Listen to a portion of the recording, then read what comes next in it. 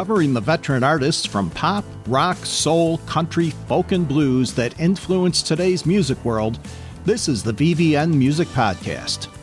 Today's show is brought to you by the new VVN Music Radio. VVN plays the songs of the veteran artists from 1955 to today, 24 hours a day, 7 days per week.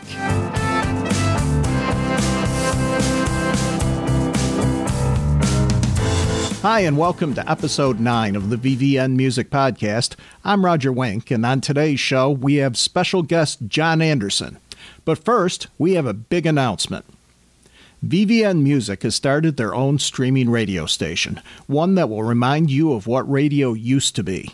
Remember when the Beatles were followed on the radio by Petula Clark or Roger Miller? In the 1970s, it was Led Zeppelin, followed by the Carpenters, Al Green, and Lynn Anderson. There was no segmenting of genres, no relegating an artist to a very specific format of station, no cutting off oldies at 1965 or 1970. What we've tried to do is create a station that plays the best music by all of the veteran artists who have been recording for 20 years or more, starting with their earliest recordings, some of which could date back to 1955, and continuing right up to their latest releases. Plus, we have special programming. Every night at 6 p.m. Eastern Time, it's an hour of 60s music, followed at 7 by the decade of the 70s, and at 8, it's an all-80s hour. In the future, we'll have more specialty programming along with theme weekends concentrating on certain artists or decades. It's everything that you remember radio to be in the 60s and 70s. Just go to the VVN Music site and click on VVN Music Radio along the top menu, or access the station via the TuneIn or Radionomy apps. That's VVN Music Radio.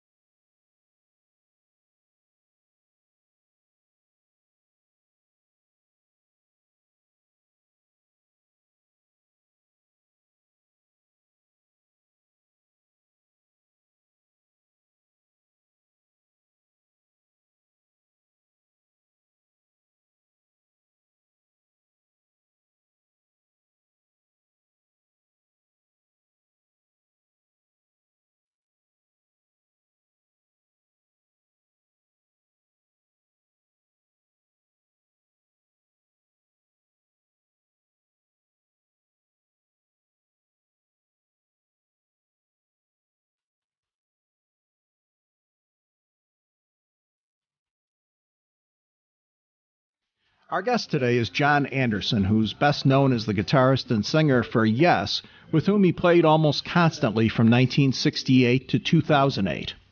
Today, he's exploring other avenues for his music, including the new Anderson Ponty Band with French violinist Jon Luc Ponty. Their first album, Better Late Than Never, was recently released via Liaison Music and includes reworkings of both Yes and Ponty songs along with a couple of new tunes. Jon Anderson got his start while still in school, playing in Little John's skiffle group covering the music of Lonnie Donegan. From 1962 to 1967, he was the lead vocalist in the band The Warriors, but it was an association with Chris Squire and Peter Banks that led to the formation of Yes, who released their debut album in 1969. Anderson influenced the band in the direction of highly complex pieces, for which they became known, on such albums as Fragile, Close to the Edge, and Tales of Topographic Oceans.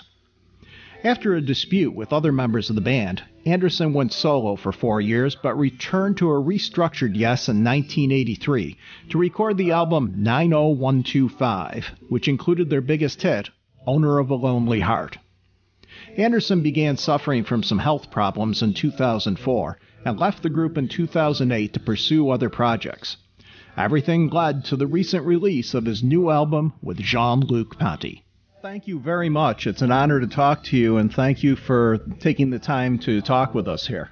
Thank you. Your partnership with Jon Luc Ponty has been a long time coming. When did you folks first meet? Gosh, it was late 70s. Jon-Luc was working with my Vishnu Orchestra, one of my favorite bands of all time, and I went to see them, and we connected, and we chatted, and it happened again in the mid-80s, and you bump into people and you just know there's good energy around anyway. So you always say, oh, let's get together and make some music.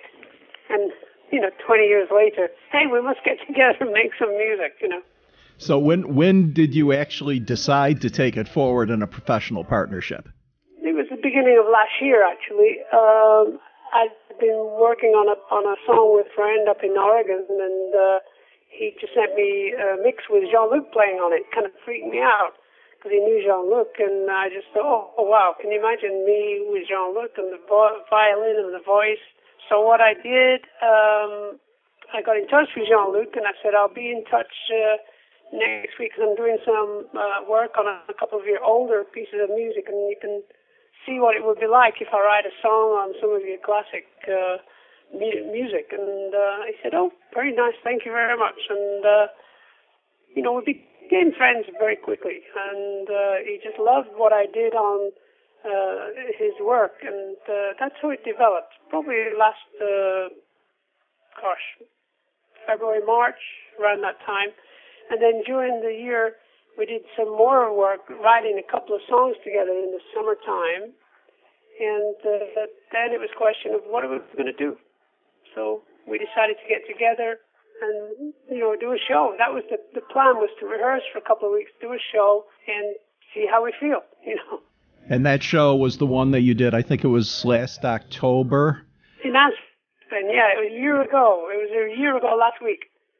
So time flies. I noticed on the album that even though you recorded that live during those shows, that unless you happen to notice some of the crowd sound in the background during a song, you wouldn't know that was a live album. Not really. Initially, I think the record companies we took it to didn't want a live album. I don't know why, but that's what they said, and that kind of stuck with us. For me, it's just performing it was really exciting, performing the new music and, of course, some classic Yes songs as well. And, basically putting on a show, because that's why we did it. We wanted to put on a show and see how we felt together on stage and see what the audience reaction would be. And then we'd said, okay, then we'll mix the album and go on tour in February, March, thinking, oh, yeah, mix the album is so easy. And, of course, you listen back to everything and say, well, most of the drums are amazing, the keyboards are amazing, the bass is perfect, the guitar needs some changes. Of course, I missed some vocals along the way, lyrically, and so you start tidying it up, and then it becomes a little bit more of a process where you start working a little bit more defined on each track, making sure it's good, and then we added a couple of new tracks. So it became this project, rather than a live album. It's more of a project. Now that you're done with this project, what are you looking at moving forward with the band and possibly a studio album? No, we're going to be doing a tour starting in 2 weeks. We're going to be starting in Philadelphia on the 27th of October through to the 28th of November. We're going to be touring sort of North America. And, we just know that we just like now we have the show. We really know what we want to add to the show to make it a better show. And now we would love to just tour the world if we can, the rock and roll world or the jazz world, jazz fusion festivals and things like that, You had a very successful Kickstarter campaign that financed the making of the album. What made you decide to go that route? Well, I've thought about this many years ago with Yes, when at the beginning of 2002 it was, record companies were saying, okay, what are you going to do for us now? What have you done for us lately? Sort of thing.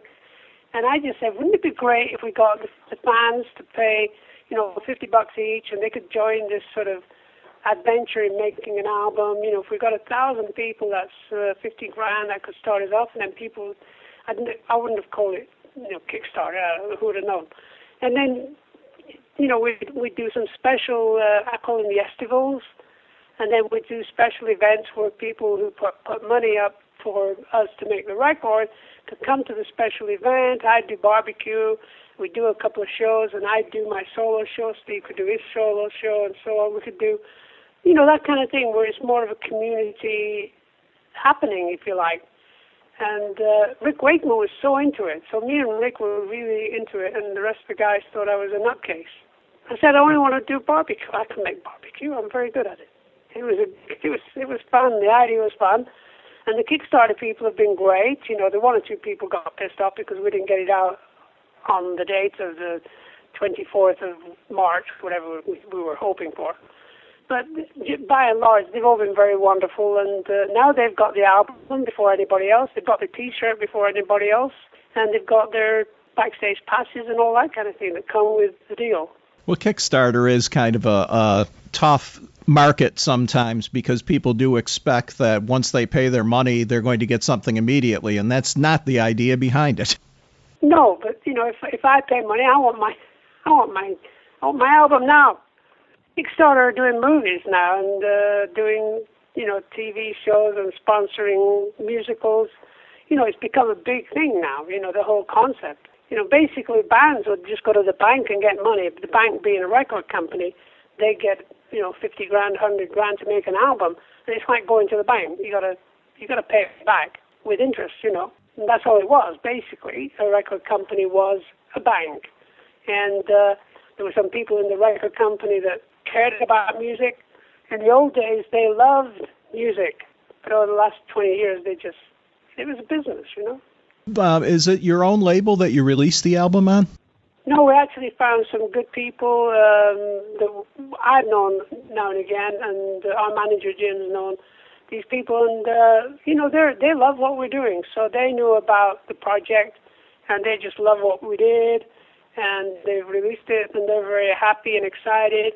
And it's very, the media business these days is get the album out there into Amazon, iTunes, Apple, you don't go out and stand on the street corner and sell a record anymore.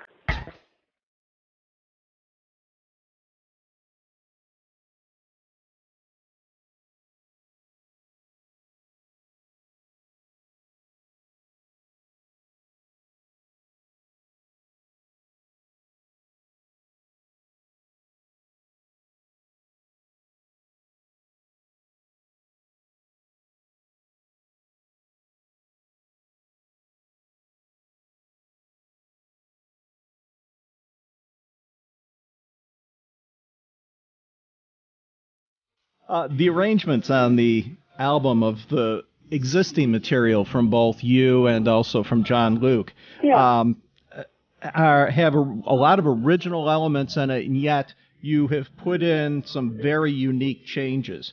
Were you each responsible, or did you have someone helping with the arrangements on it? No, we do all that. We're quite capable. We're all very capable of coming up with ideas. Music is easy.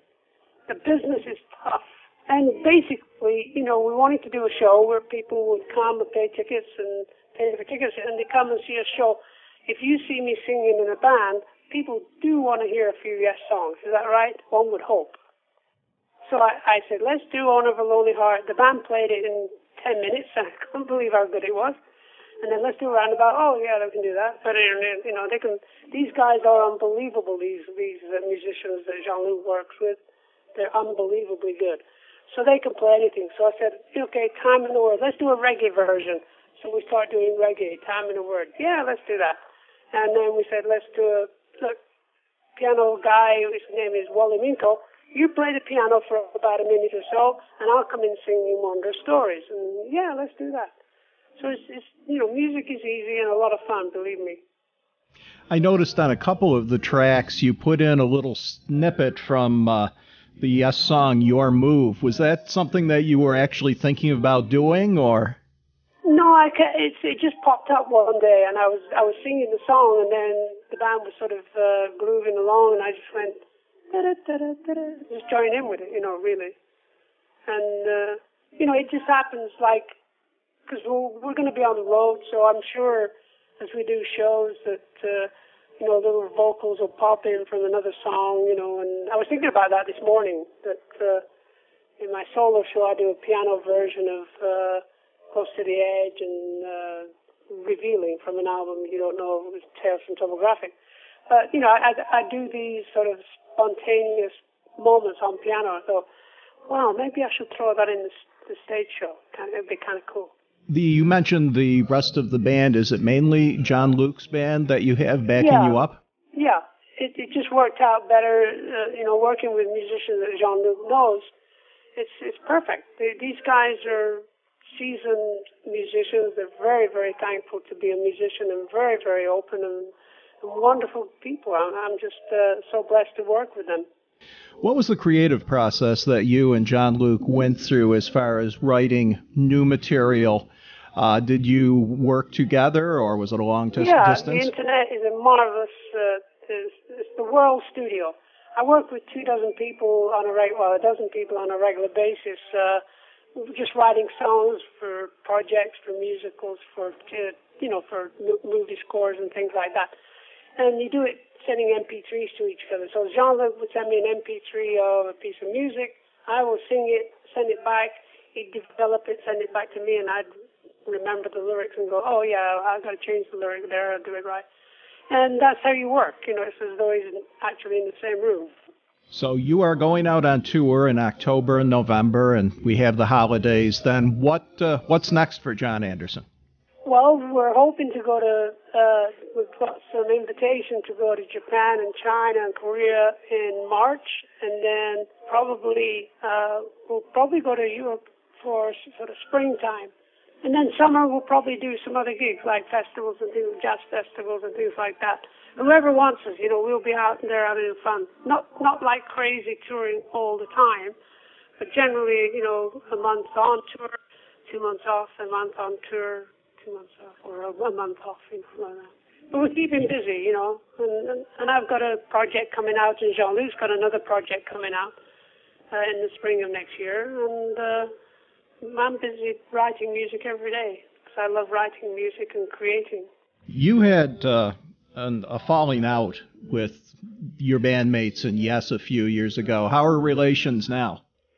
Well, it wasn't so much, you can call it falling out. They decided I got very sick, and I just wanted a break from touring, and maybe we should do an acoustic album, something different, because I was getting a little bored just going on stage and being noisy and making a lot of last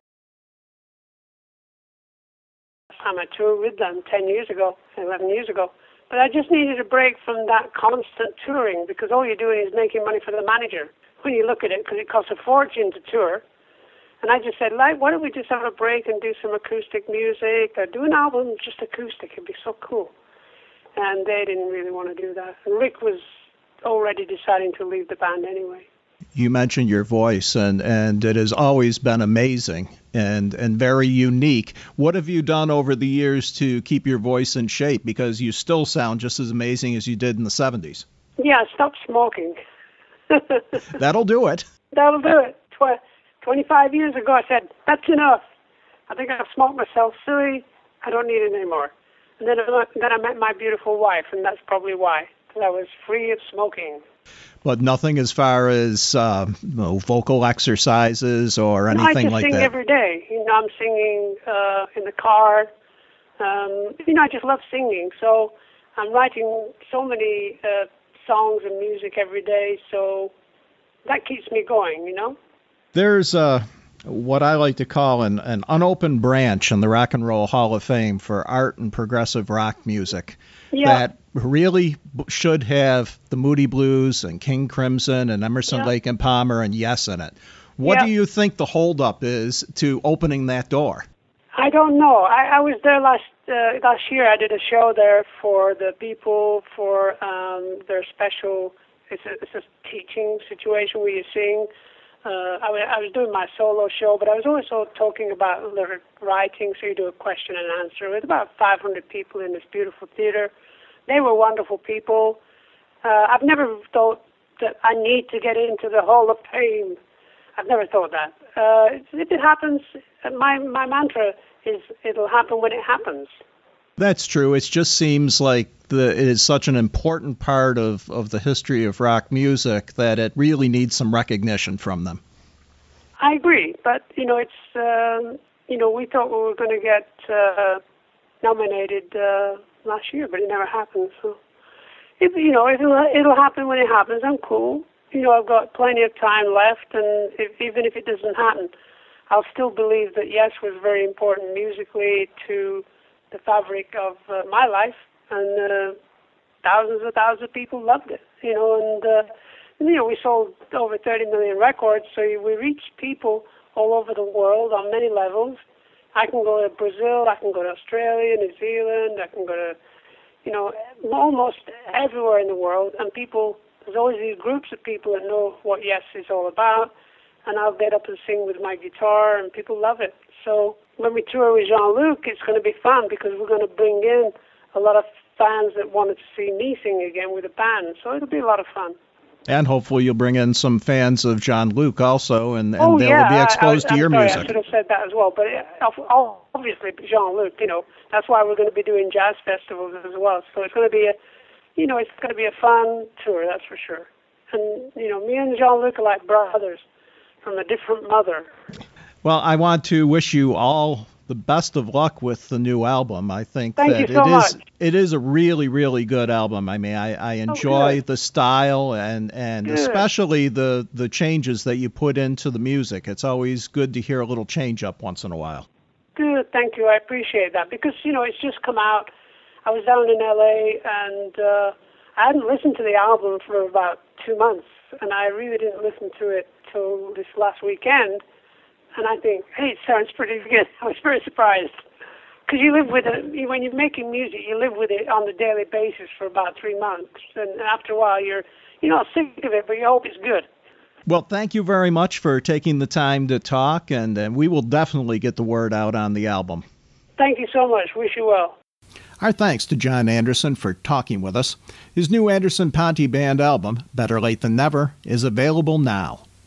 We'll be back soon with another edition of the VVN Music Podcast.